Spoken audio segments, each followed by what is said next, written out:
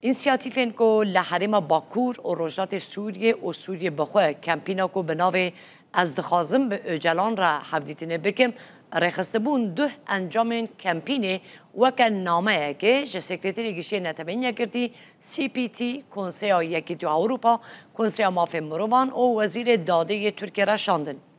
10 ایلون کمپینا نافدولتی یا از دخازم به اجلان را حفدیتینه بکم که لسر آستا سوریه جهلا اینسیاتیف آزادیا عبدالله اجلان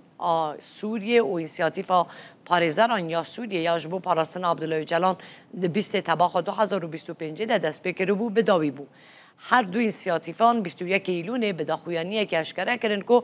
2541 چالاکوان این مافی مروان اکادمیسیان، سیاستمدار، روشنبیر، سروک عشیر، ملاین اولی، پزشک، اندازیار، نونرین پیکاته جواکی لحرم باکور و رجلات سوریه و سوریه بخواه آنکو شام، حلب، لاسقیه، ترتوس، حمص، درعا، قنیتره، سوید و ادلبه دنافدا کرد، عرب، سریان، آسور، ارمن، ازیدی، ترکمن، چرکس هروها مذهب جدای اسلامی وکه سنه، علوی، اسماعیلی و درزیجی تولی بونه.